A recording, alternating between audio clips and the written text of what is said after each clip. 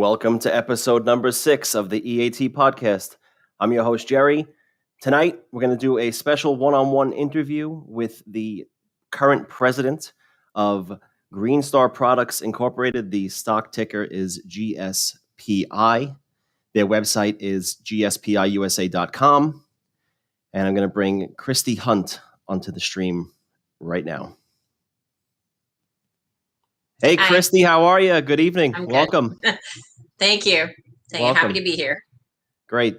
So the company Green Star Products Incorporated, according to the website, is an environmentally friendly public company creating innovative and cost-effective products to improve the quality of life and the environment. And tonight, I want you to tell us all about it. Oh, good. I'm happy to do that. Okay, so welcome to the show. I know that we had some scheduling back and forth, and I'm happy that we can get this going. I'm excited for tonight. Yeah, me too. It's kind of a night and day thing, taking on all of this at once. It kind of came at an odd time in my life. So, I'm still working. I do this right now, just in between every minute I got. So it's usually start my day at 6 and my day at about 3 o'clock in the morning. So not a lot of sleep. Wow. No rest for the wicked, Wow. they say. Wow. Yeah. So it's the company's been for the most part inactive as far as activity where everybody can see it. There's still, research and development that was happening and contracts that were beginning. And, a lot of people ask, why don't you have contracts yet? Why aren't things happening? And I say, well, God, I've been here 54 days. Give me a break. So it'd take a little time. But there were a lot of relationships that were developed prior to it going kind of dormant. They just weren't the right ones. And some of them with China. So when the new political environment came out, it changed a lot of things. So we're trying to get there again. Everybody expects the world to, in terms of stock prices and companies and the way things go, is to just, you're going to go from 0 to 100 overnight, and you're going to go from one product or one service to 1,000, and you're going to be the biggest company in the world, when that's not reality. Yeah. And reality is you have to grow, and you're going to take baby steps doing this. And I think a lot of people don't grasp that in today's reality. I get probably 90% really good feedback, and people are excited to see the company. I mean, we have a long history. This company has been around for far longer than 20 years. I mean, Joe LaStella, the last president, he's the one that created all the technology that made this company start. All of these patents and things, this is all his baby, his life has been put into this, and mostly ahead of its time. I mean, he was doing electric cars and setting world's records before anybody was developing electric cars, before anybody thought that they were useful. And now that tech has really found its place. But every once in a while, I get these messages where it's like, well, I bought thousands and thousands of dollars of stock, and now it's low.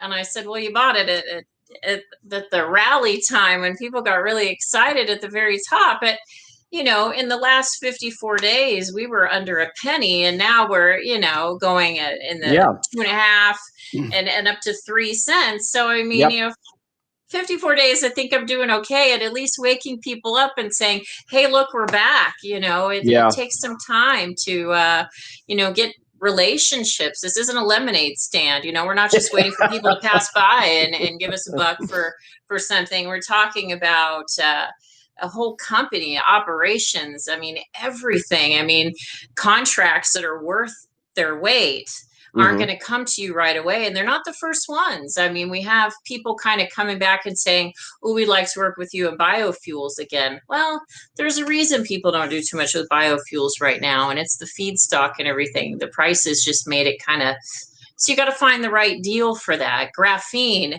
is huge, and we have the ability to find a home for that.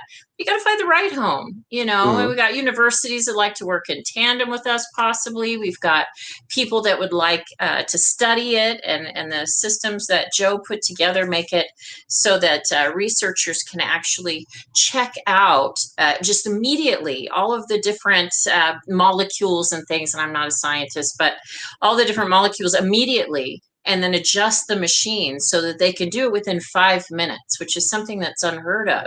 Yeah. So there's a lot of applications for it, and finding the right one that's going to, benefit the company long term. I mean, we could pick up anything any day, I guess. We could pick up this or pick up that. But once you start a contract with somebody, it kind of cuts you out from bigger things. And since we're just coming back, so many people don't even know we're here yet. So we want to get the eyes on us of the people who want to do something long term, people who are going to do something with the tech that we've created.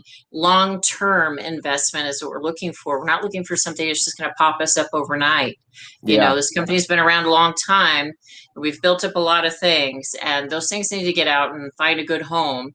I mean, I think most investors want to see us go forward in a way that they're going to see their investment grow over time and be stable. We don't just want someone's going to pop up one night and half the people lose their money because we didn't make good choices. And that takes time. It doesn't happen overnight. So before you got involved with GSPI, what did you do? What's your background? What's your education? Where did you grow up? Tell us a little bit about yourself. Well, I grew up in Anaheim, California, and I went to high school there. And I started working when I was 14. And I'm just one of those people that kind of naturally takes over. So everywhere I worked growing up, I ended up being the boss almost immediately. I left home at 17, finished high school, had my own apartment, and worked. And again, put myself through college. I got a communications degree. And then I moved around, kind of a gypsy, and every young job I had, I just kind of took over. And then people started finding out that I could go into a company and straighten it up and make it work right. And so I got kind of a following, and people would, contract me to come in. I'd work with the companies. I'd find out where they were making their mistakes, where they were losing money, where things could improve. I have a way of looking at things from a 30-foot view and pulling a team together, which is what we're trying to do with GSPI right now. But I look at what they need and I find all the tools to make it happen. And then I stick with the company long enough to get them in the position where everybody knows their job and everything's working smoothly. And then I would move on. I like to do a lot of things. I learn things really quickly and I love challenges. So that's good. So you knew back then that you wanted to be somebody who was going to run the show. You knew back then you wanted to be the boss. You wanted to be the president, the CEO. The buck stops with you. You knew that. Right. Yeah, absolutely. I'm a good delegator, but I don't delegate until I understand the job myself. So I don't think everybody has that view, and it did make me stand out, and I always have. And it's difficult to work for somebody else when generally you start pushing them around. And I don't mean pushing them around, but when your boss starts coming to you asking what you should do, what he should do or she should do all the time, then you're kind of in a strange position, especially at my age now. I'm 51 years old, and most of the people you work for are younger than you are. So they don't take too well to having somebody come in and tell them, how things would work better. And with age comes experience too. So, younger folks, they get to be really smart when they're running a business, but haven't been around long enough to see all the bad things that can happen and how to crawl back out of them. And that takes a special skill, which apparently I'm a survivor. I've survived a lot of things. I'm surprised we're still here. Most people who know me would think, oh my God, she would have killed herself by now with all the crazy stuff she does. But, oh boy. I just, by the seat of my pants, and I was a tomboy, and I'm used to working in male-dominated businesses. I'm not a wallflower. I'm not delicate or a snowflake by any means, So I grew up under race cars and building Chevy engines and going out doing crazy. My first vehicle was a motorcycle. So that's what I drove back and forth to school and college. And I like to race. I like to speed. I like to drive too fast. So what brought you to GSPI? How did you hear about them, or how did they hear about you, and how did that all come down? I do a lot of little projects on the side. I really like nonprofits. I've helped a lot of nonprofits get started, do different things. And so I met Joe, and he's a character. Oh my God. And it just, I heard him talk, and I heard him talk about, virus spectrum shield and what he was doing. And he was really struggling, at the time, since he had been out of out of the business for so long, and he's got this thing, and COVID's starting, and he's such a passionate person, so he kind of drags you in. You can't not be passionate about something too long when you're sitting next to him. So he told me about it, and I said, what you need is you need some funding, you need some help. I want to see this get better. And then I started the foundation to try and bring some money in to start getting Virus Spectrum Shield out. And so I started that for free. And then we started trying to raise funds. And then he's like, well, gosh, I don't know how to do this. I don't know how to do that. I'm a researcher. I'm not a web designer or this, and nor am I. If you've seen my website, I'm no web designer. But because I know a little bit about a lot of things, I developed the labels, and I was just volunteering my time. And eventually I was just doing everything. And he says, my God, you make us look good. You're helping us in so many ways we didn't think we could. We wish we could pay you. I said, I wish you could pay me too. But then it got to the point now where, so much of his technology needs to be dusted off, brought back. He's got so many connections, and so many people believe in what he does, and he's got so many relationships. And honestly, I kept telling him, you really need to focus on what you're good at. You are not a business manager by any means. You're the guy who gets people interested in what's happening. You're the one that explains all of this, and you're the one that makes it all happen. And he's an 80-year-old guy, and he works night and day. I mean, it never stops. And I don't either. So we got along great. And finally, a few months ago, he says, I think I should make you president of my company. And I said, you've lost your mind. And I said, oh, yeah, I got a full-time job, and I'm helping you, and I'm running this, and I'm running that. You want me to do what? Or you can even pay me for this?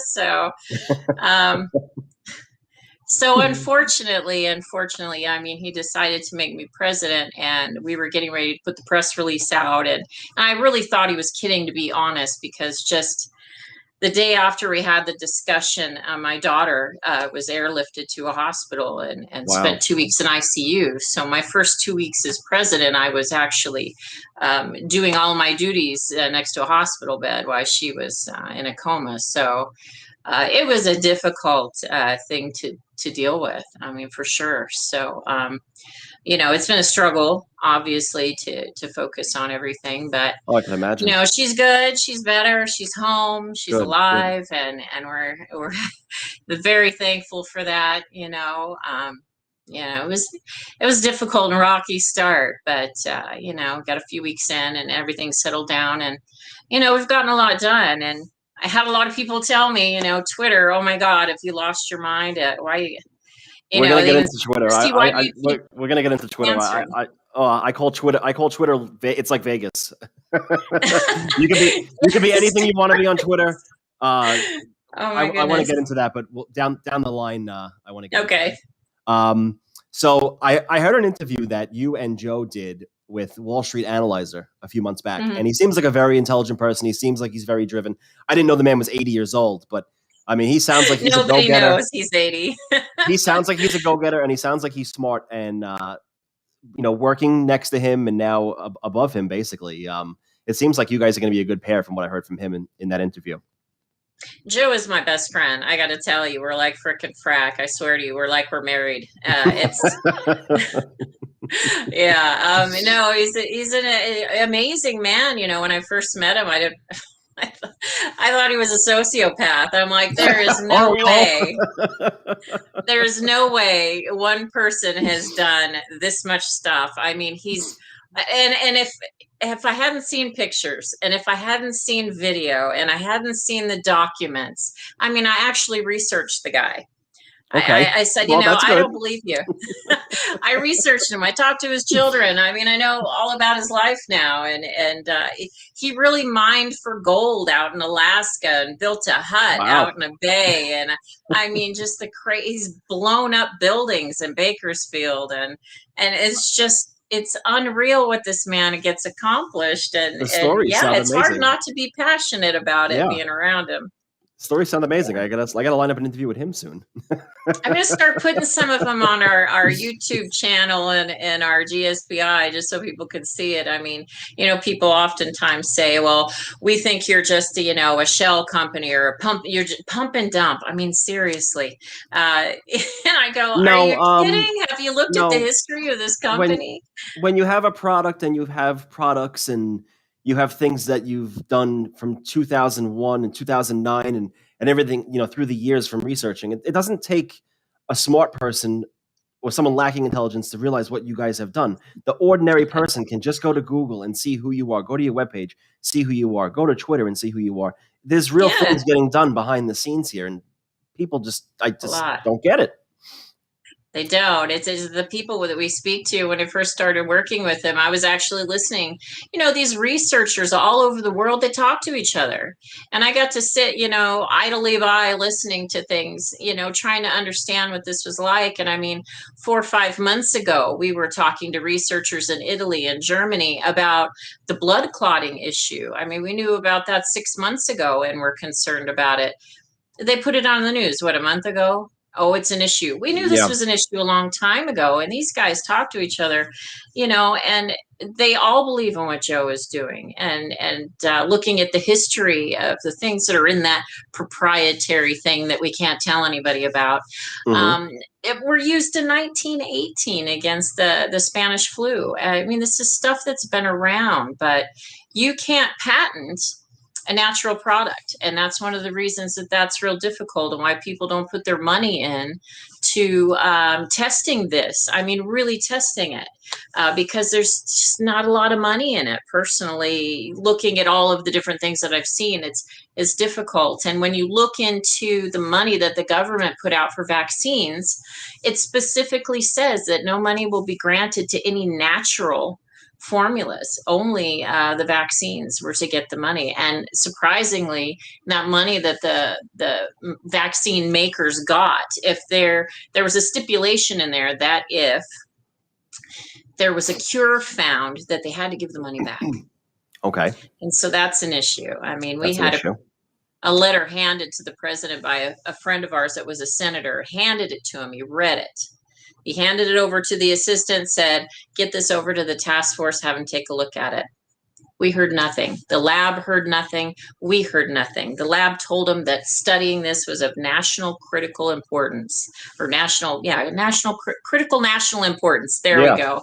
And they still didn't look at it. I mean, we're talking about something that is natural. There's no chemical side effects. It's been used by Joe and people that know him for over 38 years. He spent, I mean, that testing he did with this lab is $1.6 million.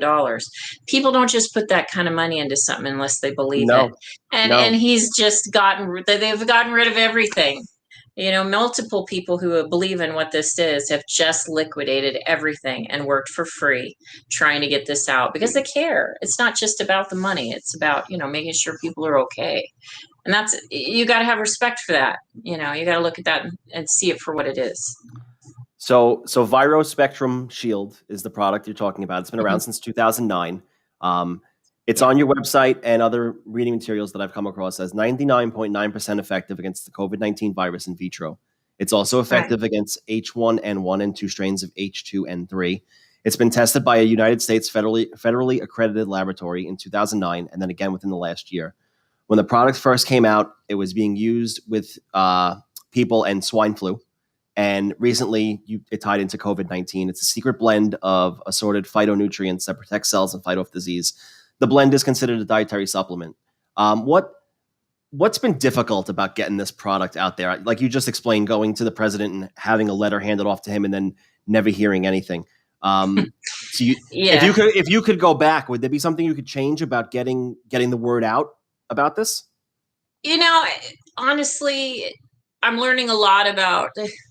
It's such a slow process. I mean, we tried Google. They kept shutting us down because we mentioned COVID. There were so many people out there with so much garbage that constantly people would say, oh, it must be a scam. They'd shut us down. I'd have to go prove stuff. We'd get put back up, shut down, back up. We're getting nothing. And I kept looking at that thinking, why is that? But as Americans, we are so inundated with garbage and Oh, advertisements for yeah. things that are horrible. And so people see, all of this fear and the vaccines and everything else. And then all of a sudden, somebody comes out and it's natural and they go, "You've got to be kidding." Oh, yeah, we're going to believe that. It's just a very hard sell. Yet, in other countries, they're like, "Oh my God, help us out. We need it." I mean, we sent all those bottles out to Peru and Brazil, and the Catholic Church and military installations have taken it. I mean, there's a lot of people that believe in it, but nobody that has the kind of, I guess, vision that's going to go out there and get everybody out like an influencer. That's what I keep thinking. I wish that we could find more people that are in the public eye that would say, "Oh my gosh, we believe in this." But Yeah. those types of things generally have money behind it. Yep. They have people to go out and lobby for it. And people say, "Well, why isn't my doctor giving it to me?" And I said, "Do you know how your doctor gets a hold of the information for the things he prescribes you?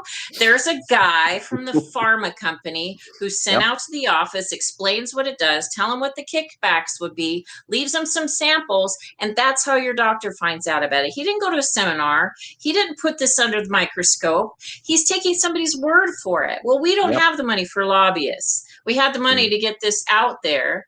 We've got the money to get it produced. We have the money to get the CDC looking at it. And that's it. That's what we got. And all of our advertising is off the hip. And Mhm. we're all doing this out of some passion and some belief in the product. And where are we going to go? We can't put it on the nightly news. We can't convince, obviously, the president to get somebody to look at it. The task force was funded by the people who the vaccine guy, the people who had all that money invested in the vaccine are running the task force. You think they want to see what we have to do? Absolutely not. We're small potatoes. Who are we? Who the heck are you? So it's frustrating. And if I had a magic wand, everybody to have it, but it's, I've got to fight with the perception of, if it's too good to be true, then it's not real. And I understand that. I'm the same way. If I So, didn't know everything, I knew. looking at this from the outside, do you think that people are conscious of what they put in their bodies and the fact that it's a secret blend of all natural products, that works against you? I think it does. I think, Okay. honestly, if we told them that some scientist came up with it in a lab, they'd be all for it. I mean, Okay. I think that, it's gaining traction. We're getting a lot more homeopathic thought processes and natural things are becoming, but it's still kind of on the outskirts. It's still, it almost seems like a hippie thing or a naturalist thing, or this Well, pagan thing, that we're looking at what's in nature rather than what's chemically created. But the truth of the matter is, what's chemically created, the idea comes from things that are natural. For instance, we have somebody in the lab go, "If you get an orange, it's got vitamin C, which is really good for you. Well, let's go ahead and extract that." Well, believe it or not, that vitamin C isn't just in that orange and it's the only thing.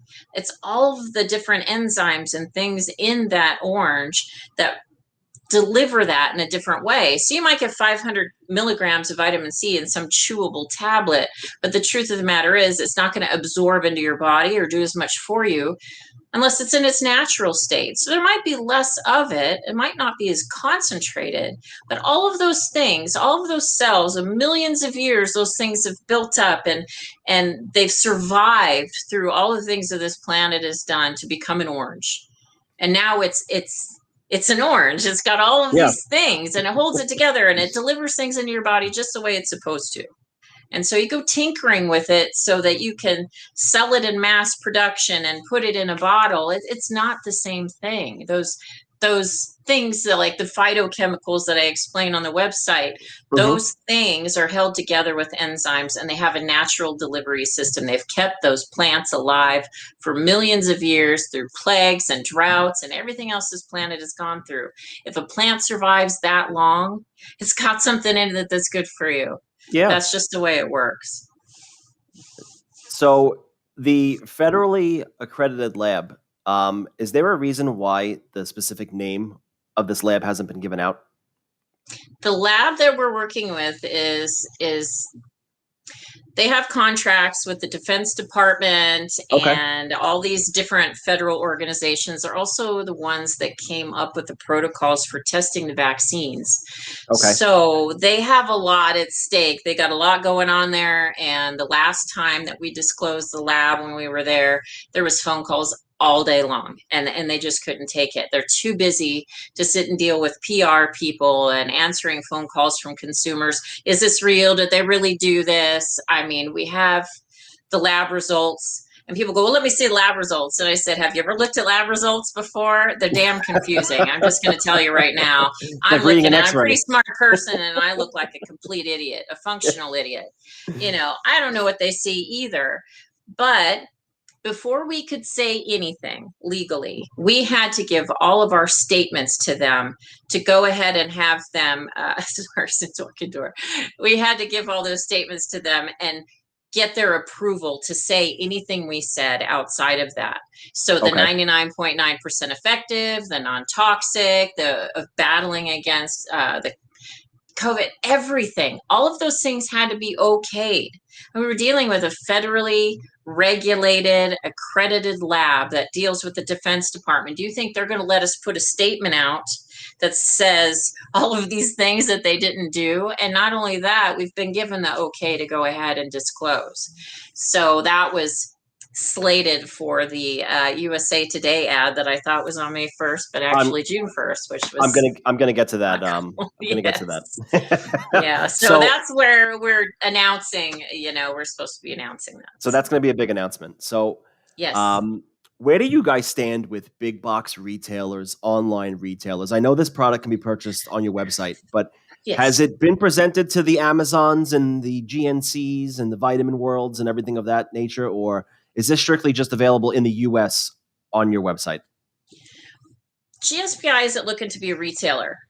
There's a lot of work and not a whole lot of money in being a retailer. BTR can produce these things. GSPI, BTR, research and development. GSPI is getting the contracts with large distributors to get this out. Do we hope that it ends up in those places and that our distributors can get it there? Yes, and that's why we're not grabbing just anybody who wants to come up and distribute. We're not giving all of these. For instance, people say, why South America? Why not everywhere? Well, in South America, we've got people out there that can deal with that area, and we know we got it covered. The U.S. is a huge market, and for us to just let all these little distributor guys go, well, I'll distribute it. I got 6 or 7 or 20 or 30 people in this area. That's a waste of everybody's time. Right now, we need to find the person that can take that volume, get it out there to everybody. And that's a contract that takes time. You got to find the right people. And so that's why we're leaving that open. Now, of course, we find a good distributor for this, which is, we're the only ones working on it. BTR isn't looking for that. They're looking to us to do that. And that's what we're doing. And so when we find a good contract for the US, that'll be the next thing that we do. But until that contract comes, then I can't say who we're talking to or who we're not talking to, but there's really good things moving forward. It's just not going to happen overnight. They got to be talked about. There needs to be a plan. There needs to be enough production. Yeah, we need to protect that. So there's good stuff out there, but it's difficult. So in the two most recent press releases that you guys put out in the last 5 to 6 months, one being in December, one being last week, the product, is, like we just said, is available in South America, specifically Brazil, Peru, Colombia. And last week, you guys announced that you're now going to be working with A&P Distributors, which is based out of Hawaii. They got a second facility in the Philippines. The distribution network encompasses 93 major companies, including military installations in 23 Pacific Rim countries. This sounds like a big deal for you guys. Was this the biggest deal you did? And I know it's only 54 days, but is this the biggest deal you've done so far? This is the biggest thing that we've signed thus far. And Abraham, the man that runs this company, is an amazing person, a humanitarian and a businessman. And those companies, he has a wonderful following. People respect him. So when he says, hey, I believe in this, people believe in him. And we've already taken quite a few bottles into military installations through him. We've got a lot of good feedback from them. which is good. I mean, and we're talking about, something that's really important. The foundation has always been willing to help with first responders and anybody who needed help. People say, well, it's a little expensive. We've always been out there trying to do what we can. And a lot of the bottles that went to the military at first were at no charge.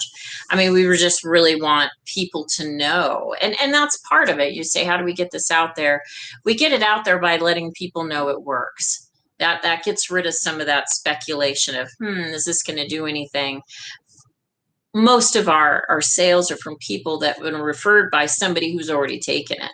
And so that's really the most important as far as this is concerned. Again, we're unknown. People don't know about this or what it's going to do. But if somebody tells you that they were deathly ill and all of a sudden you're better, well, that means something. Especially we've had some stories. We have some audio. We're trying to put it together to get on the website, but husband and wife, and wife is sick, husband's sick. They both get a hold of this bottle. Husband says, "Oh, it's crap. I'm not taking it." And the wife goes, "Well, I'm going to take it because such and such took it." Now she's better in 2 days, and he's in the hospital 3 times. Yeah, We've had this happen on multiple occasions, and it's interesting, to see that. So I wish that both people had taken it. But it's interesting to see how that plays out, because that even more so reinforces how we feel about how important it is, because that long-term cell damage, the longer you're sick, the more cells are damaged, the longer it takes for your body to repair. And some things don't repair as easily as others. So, it's good to get it quick. It's good that we see so much feedback. I wish that we had more sales going on than word of mouth. I wish that people were scrambling for it, but I see from the small amount of exposure that we've got that by the time the exposure comes out with the USA Today ad and other things, I believe that the people will be scrambling for it, and we are preparing for it by getting as much production up as humanly possible. What I might have gotten it as a paycheck is just gone to buy supplies, apparently, so that we're ready. It's baby steps. Oh, Like we said before, people expect it to, go 10x overnight, and that's not reality in the world today. But I want to ask you about the stock for a few minutes, if you don't mind. The ticker GSPI. Sure. It's currently on the OTC Markets, and it currently has a yield sign. The company was a stop sign prior. Now it's a yield. I guess we're heading towards the pink current status. Yeah. Can you tell me what, or tell, and all the listeners as well, this seems to be like a big secret in the OTC world on the investor side of things. What does the process entail when you're a stop sign, you're dark, and now you want to become pink current? Can you just give us a quick run through? Yes, I'm learning this myself. I've done a lot of studying because this is a little new for me, the whole OTC world. But apparently, when you're an OTC, you need to post financials and information. If you don't, they put the stop sign saying, "Listen, pal, we don't know nothing about these people. They may not be here tomorrow. Be careful. You're buyer beware." Okay.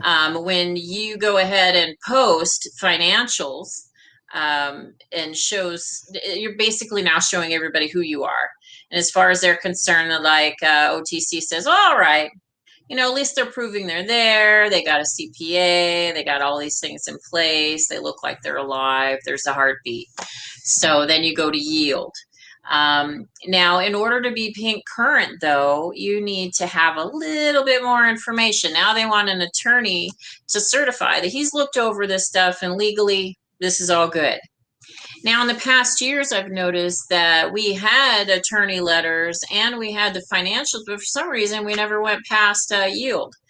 And I contacted the OTC to find out why, and apparently there was feedback, like something needed to be switched or changed or adjusted, and that feedback never made it to where it needed to go. And I'm not terribly sure why. That was before my time. We've been out of touch as far as doing that stuff for about 4 years, since there really wasn't anything to speak of. So one of the things that's taken us so long is that we're trying to recoup 4 years of financials, and that was Joe is no bookkeeper. So, that was a process in and of itself. And then now, our attorney letter is being reviewed and finished. And for whatever reason, well, everybody's trying to get current right now because of the new SEC rules I and was just going to all of bring that those up. things. So it has been, we call and say, hey, where's it at? Oh God, I'm reviewing it. I'm not sitting on my hands. Oh my God, I'm so busy. And it's like, but I want it now. Yeah, so do the other 10 guys that are up my hiney right now trying to get it. So it's a hurry up and wait situation. We thought we'd have it 2 weeks ago, and it's just, another day and another day. I wake up every morning at 5:30, and I'm immediately looking at the phone. Did it come? 8:30, 12. It's just, that's what we need. And I anticipate that, because of those final years, I'm going to have to be in close contact with the OTC and make sure that everything is right and matches so that we can get that to make current. So that's a huge goal for us right now. I anticipate it's going to be done here in the next week, but I anticipated to be done last week. So how has the process with OTC Markets itself worked out? Are they very responsive? Are they very slow? Are they very inundated with other companies? Because there's apparently over 11,000 OTC companies that are trying to get current and supply information by that deadline, which is going to be September, I believe. So how has your experience been with them? Is it very slow because they're very swamped, or what can you say about that? I don't have a lot to compare it to, this being my first time going through the process. I was surprised, I have to say, though, at how quickly they've been answering my questions, because I thought I'd be waiting a week to get an answer. And, within 48 hours, they'd answer my first question. Really basic, though, didn't seem to read what I had to say. So I had to go back and go, okay, here was what I'm really trying to say is this, why? What was missing? And they're like, oh, we get the attorney letter up, you'll be fine. And I'm like, obviously not. So let me get a little deeper. And they did answer me again within another 24 hours. It took what we actually paid them to go ahead and audit all those financials, go through them with a fine tooth comb before we put them up, because we want to make sure that they matched all of the things that they required. And so that took about, I don't know, almost 2 weeks for us to get that done. But we felt like, after all these years of being inactive, that it was a really smart idea to have that in place and be ready for it. And I'm kind of nitpicky and OCD, so I have to understand and look at every damn thing, which can irritate the hell out of my coworkers and family and even the pets. But truth be told, I mean, you want somebody, I think, running a company who, even if I don't, it's my specialty, I'm going to learn about it. Because if I hire or appoint somebody to take care of finances and I don't know enough about it to manage it, to look at it, to make sure everything's on track, I have no idea what's being done right.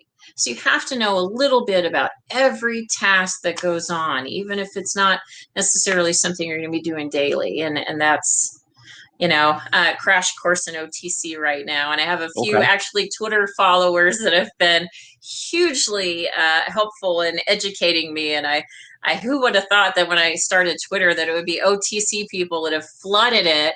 Thank God, because I've learned so much from our followers, more than any of the reading that I've done. It's been amazing. It's been a lot of support. So long term, and I'm going to preface this with whatever you could tell us. I would hope you would tell us, but I understand that some stuff you might not be able to tell us. Do you anticipate a possible uplist, maybe some dividends or offerings or reverse splits down the line? And I know some of that is good and some of that is bad, but are you anticipating any of that in the next 6 months, year, 2 years out? You know what? When it comes to splits and things of that nature, I am not a fan. I have no interest in going in that direction. I know that in the past, Joe and I had chit-chatted that they board and everybody had went ahead and approved some kind of split, and he just really didn't want to do it. They found a way to get away from it, and they did, even though it was approved.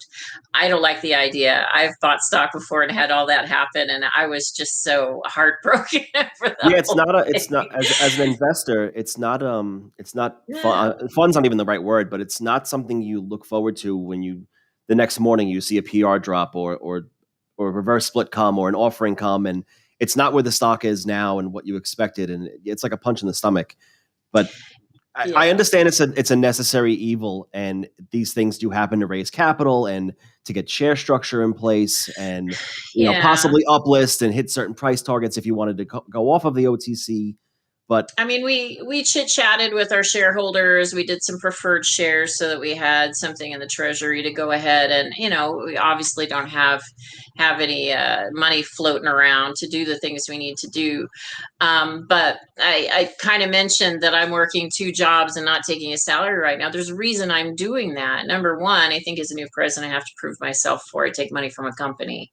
okay, Number two, there's no money in the company that isn't earmarked for something that's going to move the company along. And so my thought process is I'm very conservative about the money that we put out. So if something's going to be spent, in my opinion, it has to have a huge return on it.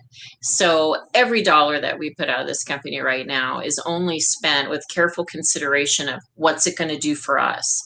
And when I say us, my thought process might be a little old school, but I think that the people that invest in this company are shareholders. We're a family. We're a hmm team. And so for me to take money from our family and then dilute it out and take it away and not benefit them, I feel like I'm doing something wrong. And I've heard a lot of people say, well, it's just a company and these people are just putting money, they're taking a risk. They're taking a risk on me. And I think, that's the way I take it. Every decision I make out there, if it's a bad one, I got egg on my face and I don't like it. okay. So I do ask, I ask other people's opinions. I look out there, I throw things around. I mean, I'm waiting for the right things and opportunities to happen. And I don't mind working hard to make sure we get there. Um, yeah, I've just completely lost my train of thought because I get so excited about it. But I You're don't. passionate There we about go. it. Right back That's to it. okay. I'm passionate about the people that are shareholders with us. I don't want to make a decision that's gonna, just floor them. And I had somebody email me. I spent $40,000 on your stock and it went down and I'm broke. And I mean, honestly, terrible mistake to put that much money in when you can't afford to do it. I Yeah. would never tell somebody to do that. God, oh God, don't put in money that you can't afford to lose for a while, because stocks go up and down. And those of us Yes, that they have do. some experience, they just don't ever perfectly go up. But you got to wait it out. But it broke my heart. I don't want anybody to be disappointed. They're going to be.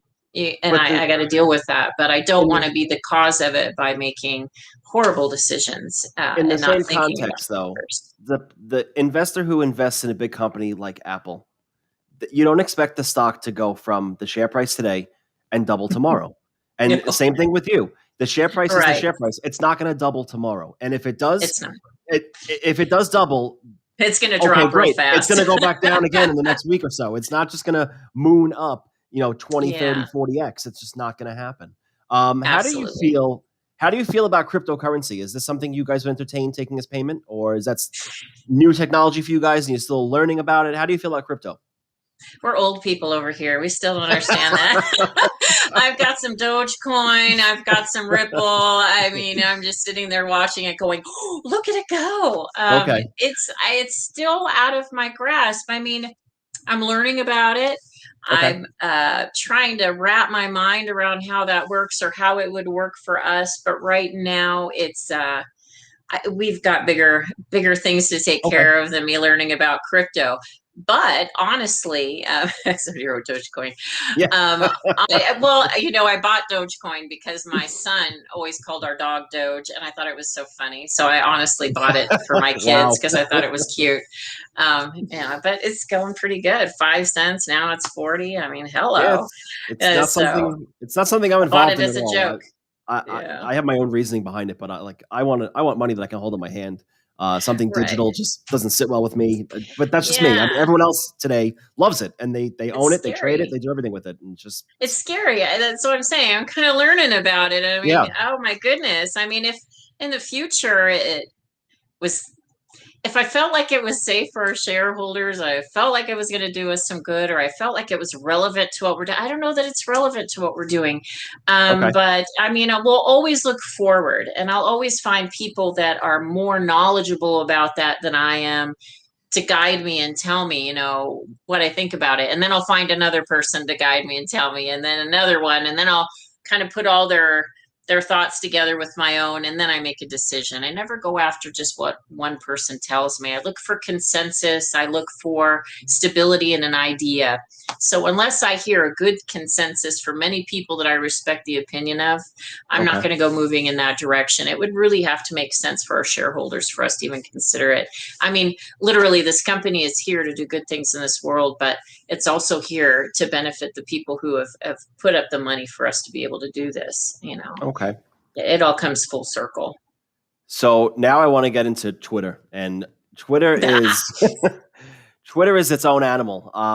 Like I said before, I call it Vegas. I mean, you can be anything you want on Twitter. You have instant access to anybody in the world if they entertain and see what you write to them, and it's unbelievable. But do you love it? Do you hate it? Is it a necessary form of communication? I know you're active on Twitter. I am. Roughly on a daily basis, you are putting out a tweet or two. I'm addicted. No, okay. I'm not addicted. So it's some days it makes me want to hurt somebody, and other days I get excited. okay. Like I said, we get far more positive than we get negative, and I got to say, especially given my first few weeks as president, I was a little down in the dumps, but to see the positive feedback. And then also because I kept getting told, well, you can't reply to people's emails, and you don't have time for that, and it's not important. Nobody expects you to write back. But I do because I like having my questions answered. And I think a lot of very smart people feel that way. We want to be educated. We want to understand. We want to see the 30-foot view. And it takes a minute for me to answer an email. So I don't mind. And then when I think out loud. So it's nice to be able to think and talk at the same time, and to get the feedback that people like hearing, that somebody will share, a president or CEO will share with everybody else. I mean, I am everybody else. I might be running this company and I have some good skills in doing so, but I'm still everybody else. I still go to the grocery store, and I want to have a maid or a butler. I'm like everybody else. I'm trying to make it. I still scrub my own stupid floor, and I got a dog leaves hair everywhere. So, and I look like crap most of the time, except if I make it when I go on feed here. So Twitter's great for me. I it's like radio. You can just go do what you need to do, and you're done. But people have been great. We got a few trolls. There's times when I get frustrated, especially, well, why didn't my stock go up yesterday? Or why is it going down? And it's like, relax. How long have you been trading stocks? It's hard when you're new, I guess, and you hear about people buying this little tiny stock, and then the next day they're millionaires, it's Apple or whatever. But this is an Amazon, it's not Apple. Apple hasn't made me a maybe we will yet. be. The sky's the limit, and eventually I'll get too old to do this, and it'll be some new mind in here doing some crazy new things. I mean, this company isn't going to go away. It's just going to keep improving, and we got a lot of things there to do that. And Twitter, they get a snippet. What do they get? 116 characters or something like that? 140 or 160 characters, I think. Yeah, something like that. So I got to tell a story. The story in this little bit, and then the replies are short. But no, I think it's a great way to communicate. I never really used it before, and to kind of jump out there, and I thought, oh, let's see how it goes. But it's been good. I mean, we got almost 600 followers since I started it like a month ago. And, our stocks have been trading like crazy. I mean, okay, they haven't gone up a great deal, but I think it was 120% up right now from when I started. And that's good. Pretty good. It's been 54 days, like you said. As somebody, I was like, what, do I get a bonus for that? Somebody on the outside looking in, the Twitter world likes a CEO, likes executives for companies that are active. It says a lot about the person, and you're in your office, so to speak, behind four walls, and no one has access to you. Only communication is a PR that comes out once a month or every few months. I'll tell you, as someone on the outside of this, you being active on Twitter, along with any other CEO and running a company, Twitter is a necessary form of communication, because immediately, the minute something hits, bang, you put it out there and everyone sees it. It gets retweeted. It's a positive. I understand there's trolls, and I dealt with trolls last night on the show page. You deal with trolls on a daily basis. They're there. I mean, they're going to be there. Sometimes sometimes they'll troll you and tell you something that, hey, they might be right. They might tell you something's bad and it should be fixed, and you didn't realize it or see it. And they're trashing you for it. But you know what? It's a necessary evil as an outside person looking in on things. And I love what you do on Twitter. Being active is a must. So you tweeted out a few, I think last week, that the USA Today article is going to be coming out soon. What can you tell us about it? It's our opportunity to tell the world some things. And like I said, we're going to, disclose a little new info and kind of get people excited. Hopefully, I mean, it's a bigger market. It's actually a specialty publication. They put out 2 a year, and this one's focused around the COVID-19 and what's being done and what's happening thus far. So it's pretty in depth. They did come to us and ask us to do that, and they got really excited. That's funny. The USA Today people the other day said, "We've been buying stock," and I'm like, "Oh my god!" I don't know oh no, is that insider trading? I don't know, but they don't know anything. They just really believe in the product, and we've sent quite a bit out, and so. But no, I mean it's USA Today, and Joe has been on the covers and in magazines like that his whole life, so he's used to it. But me, it's like, oh my gosh, we're gonna be in a magazine. That's pretty exciting. But it'll be online, and it's one of many, actually. We have others coming that will also do similar things, that will be doing press releases here pretty soon about those that are in the works. And this podcast, our very first podcast, which is great that we can get out and talk to people. And I'm learning about this because I'm anticipating doing a podcast maybe 2 times a month after press releases. We'd like to do more press releases, get more information out. Obviously, there's a lot of things you can't talk about unless I've told all the shareholders first. And but I'd like to be able to put a press release out, give it a few days, let people ask the questions that they're going to ask, because obviously I answer them, but then have, like a podcast where I could chit chat about the things that the feedback I've been getting. I mean, even the logo that we developed, I asked everybody's opinion about it, and then had to go right back to square one and change it completely because nobody liked it. You're not going to please everybody. My first one sucked, I guess. So they're like, I don't like it. I was like, okay. I am no graphic artist. I mean, I'm begging right now for somebody to do our web design. I mean, literally, I've done all that by myself. The label, everything has been done in order to save money, just by the only person that's not 80 years old in this team of people right now. It all goes back to Twitter. I mean, honestly, put out on Twitter. Yeah, there we are. You're looking for an intern or somebody who wants their name on a resume. I mean, working for you guys doing web design, that'd be great for someone who's looking to get started in this and work for you. So there you go. What we need is a web designer and a person to teach us about social media and better stuff. Because I know people look at my website and they go, "This is terrible. Who did this?" And I'm like, "I did." Oh boy, I did my best. It was free. You're welcome, shareholders, for not spending your money on things that isn't necessary right now. So and again, the website actually, the retail sale of Virus Spectrum Shield is actually being handled by the foundation.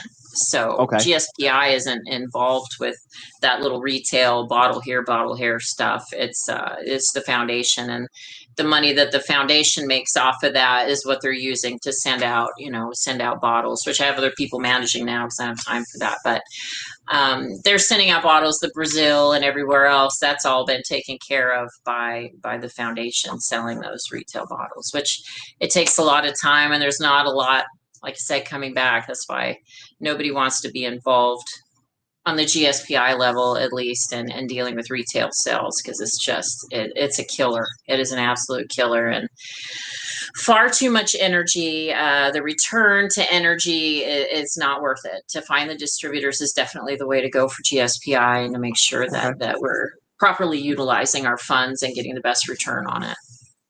Okay. Well, Kristy, this was great. I really appreciate you coming on. Is there anything that we didn't cover that you want to get out there before we're wrapping this up?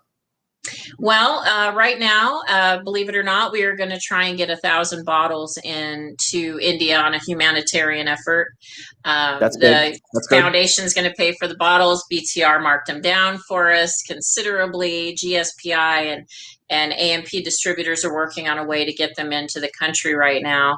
I mean, not only is it a humanitarian effort, but I think it's going to give India the opportunity to see what this can do, which could help us get some inroads right now. They really need something like this. And we've had a package sitting at customs for almost 3 months that they won't let through. So we are having a huge issue with getting things into these countries.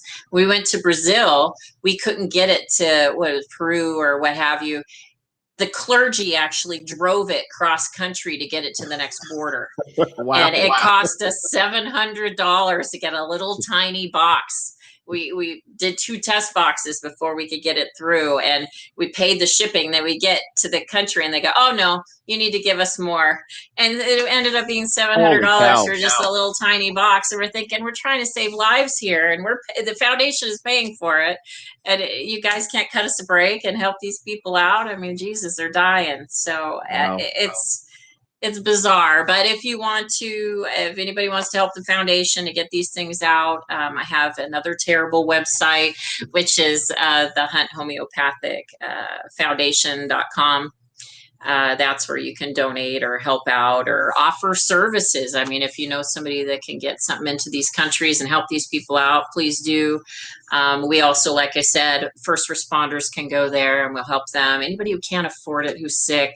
I mean, we've sent out overnight packages left and right to help people who are just ready to go in the hospital. So, I mean, we're there. We care about that. And again, web designer, please. I need a web designer who works really cheap. As cheap as me, if you can. Just touching on the chat for a second, if we could. Somebody is asking, what has been the most exciting thing you've done as president?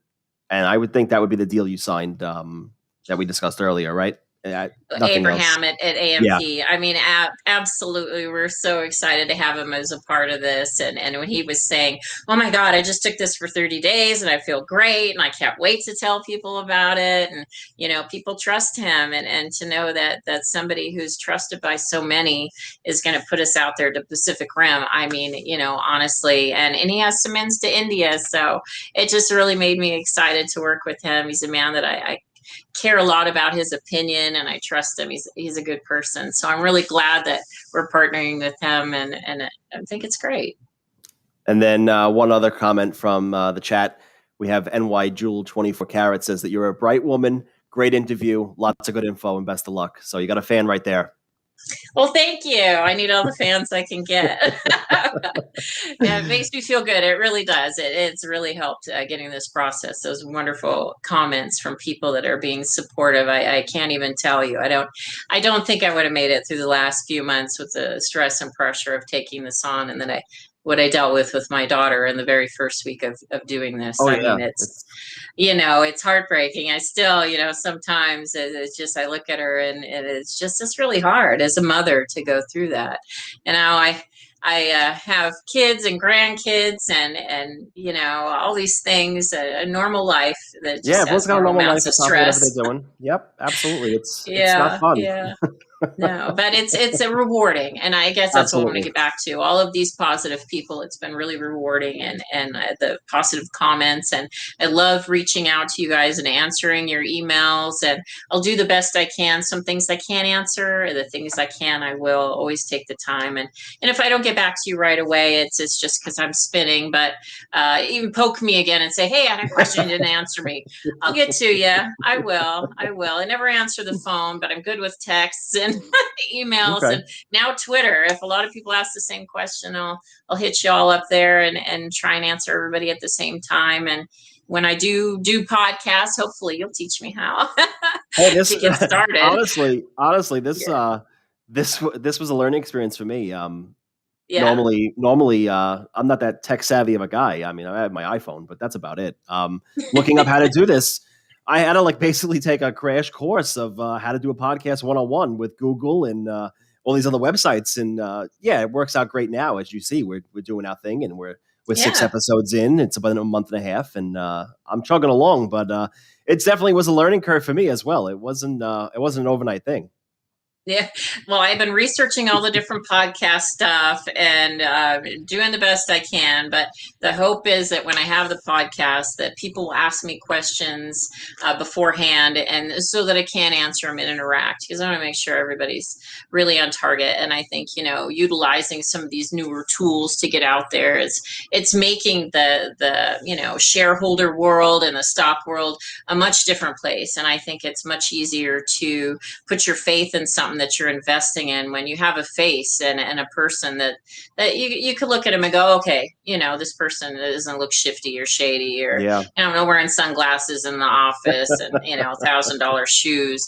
I mean, a real person. So I know what real person issues are like. I know what it's like to put your money out there and stock or shares and hope to God that it's an investment in the future, because there's not a lot of things that we are certain of nowadays, especially with the environment that we're dealing with. And so at least having a face and a face to the name and a voice, I think that makes a big difference in being able to stick together. Great. Kristy, this was a lot of fun. Thank you for coming on. Thank you. Please keep us in the loop on any news that's coming down the pike. As soon as you can release it, let us know. We'll definitely retweet it. Thank you very much for coming on. Guys, this is Kristy Hunt. She's the president of Green Star Products, Inc. The stock ticker is GSPI. You can find out more about the company at gspiusa.com. And next Monday night at 7 p.m. Eastern, we're going to have on the show the power journalist, Marcos Papadatos. He's the editor-at-large for Digital Journal. He's been named one of Long Island's best in numerous categories for the last 5 years, and he's interviewed over 15,000 celebrities. So be sure to tune in next Monday at 7. Until then, everybody have a great week and good night.